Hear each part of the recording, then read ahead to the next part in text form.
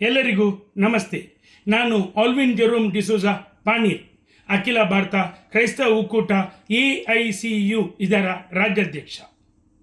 ಇದೇ ಏಪ್ರಿಲ್ ತಿಂಗಳಲ್ಲಿ ಗೋವಾದ ವಾಸ್ಕೋದಲ್ಲಿ ಸನಾತನ ಧರ್ಮ ರಕ್ಷಣಾ ಸಮಿತಿಯವರು ಆಯೋಜಿಸಿದ ಭಗವಾನ್ ಪರಶುರಾಮ್ ಜನ್ಮೋತ್ಸವ ಕಾರ್ಯಕ್ರಮದಲ್ಲಿ ಗೌತಮ್ ಖಟ್ಟರ್ ಎಂಬ ಒಬ್ಬ ಅವಿವೇಕಿ ಭಾಷಣದಲ್ಲಿ ಸಂತ ಫ್ರಾನ್ಸಿಸ್ ಝೇವಿಯರನ್ನು ಕಟುವಾಗಿ ಟೀಕಿಸಿದ್ದಾರೆ. ಒಬ್ಬ ಟೆರ್ರಿಸ್ಟ್, ಅವರ ಶರೀರಕ್ಕೆ ಹುಳ ಬಿದ್ದಿದೆ, ಅವರ ಮೂಳೆ ನಾಶವಾಗಿದೆ ಎಂದು ಹೇಳಿ ಅವರು ಟೀಕಿಸಿದರು. ಈ ಟೀಕೆ ಇಡೀ ಕ್ರೈಸ್ತ ಸಮುದಾಯಕ್ಕೆಲ್ಲ, ಇಡೀ ಗೋವಾದ ಜನರಿಗೆ ನೋವು ಉಂಟು ಮಾಡಿದೆ. ಗೋವಾದಲ್ಲಿದ್ದ ಹಿಂದೂ, ಕ್ರಿಶ್ಚಿಯನ್, ಮುಸಲ್ಮಾನರಿಗೆ ನೋವುಂಟು ಮಾಡಿದೆ. ಸಂತ ಫ್ರಾನ್ಸಿಸ್ ಝೇವಿಯರ್ ಅವರು ಲಾರ್ಡ್ ಆಫ್ ಗೋವಾ ಎಂದು ಕರೀತಾರೆ. ಅವರು ಗೋವಾದ ಒಬ್ಬ ಮಹಾನ್ ವ್ಯಕ್ತಿ. ಅವರು ಗೋವಾದ ಜನರು ಅವರನ್ನು ಪೂಜಿಸುತ್ತಾರೆ. 474 ವರ್ಷದಿಂದ ಹಾಳಾಗದ ಅವರ ಶರೀರ ಅದೇ ಒಂದು ಇಡೀ ಸಮಾಜಕ್ಕೆ ಒಂದು ಕೊಡುಗೆ. ಅವರು ಒಬ್ಬ ಪವಾಡ ಪುರುಷ. ಅವರು ಗೋವಾದ ಸಾಹಿಬ್ ಎಂದು ಕರೀತಾರೆ. ಇಡೀ ಗೋವಾದ ಜನತೆ ಅವರ ಮೇಲೆ ಗೌರವ, ವಿಶ್ವಾಸ ಇದೆ. ಇಡೀ ಗೋವಾದ ಜನರು ಅವರಲ್ಲಿ ಪ್ರಾರ್ಥನೆ ಮಾಡ್ತಾರೆ. ಪ್ರಪಂಚ ವಿವಿಧೆಡೆ ಅವರಿಗೆ ಡ್ಯೂಟೀಸ್ಗಳಿದ್ದಾರೆ. ಆದುದರಿಂದ ಗೋವಾದ ಜನತೆ ಬೀದಿಗಿದ್ದು ಗಲಾಟೆ ಮಾಡಿದರು.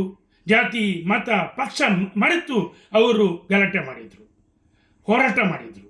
ಇದರ ಫಲವಾಗಿ ಗೋವಾದ ಪೊಲೀಸ್ ಇಲಾಖೆ ಎಚ್ಚೆತ್ತುಕೊಂಡು ಕಠಿಣ ಕ್ರಮವನ್ನು ತೆಗೆದುಕೊಳ್ಳಲು ನಿರ್ಧಾರ ಮಾಡಿದರು.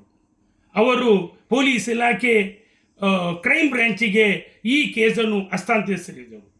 ಕ್ರೈಮ್ ಬ್ರ್ಯಾಂಚಿನವರು ಇವನು ಇಲ್ಲಿದ್ದಾನೆಂದು ಹುಡುಕಿ ಹಿಮಾಚಲದಲ್ಲಿದ್ದ ವಿಷಯ ಗೊತ್ತಾದ ಕೂಡಲೇ ಹಿಮಾಚಲ ಪೊಲೀಸರ ಕಾರ್ಯಾಚರಣೆಯಿಂದ ಅವರನ್ನು ನಿನ್ನೆ ಬಂಧಿಸಿದ್ದಾರೆ. ಆದುದರಿಂದ ಪ್ರಥಮವಾಗಿ ನಾನು ಹಿಮಾಚಲ ಪ್ರದೇಶದ ಮಹಾನಿರ್ದೇಶಕರು, ಪೊಲೀಸ್ ಇಲಾಖೆಗೆ ನಾನು ಅಭಿನಂದನೆಯನ್ನು ಸಲ್ಲಿಸ್ತಾ ಇದ್ದೇನೆ. ಹಾಗೆಯೇ ಗೋವಾದ ಪೊಲೀಸ್ ಇಲಾಖೆ ಮಹಾನಿರ್ದೇಶಕರು, ಕ್ರೈಮ್ ಬ್ರ್ಯಾಂಚಿನವರು, ಎಲ್ಲ ಪೊಲೀಸ್ ಸಿಬ್ಬಂದಿ ವರ್ಗದವರಿಗೆ ನಾನು ಕ್ರೈಸ್ತ ಸಮುದಾಯದ ಪರವಾಗಿ, AICU ಪರವಾಗಿ ಅಭಿನಂದನೆಯನ್ನು ಸಲ್ಲಿಸ್ತಾ ಇದ್ದೇನೆ.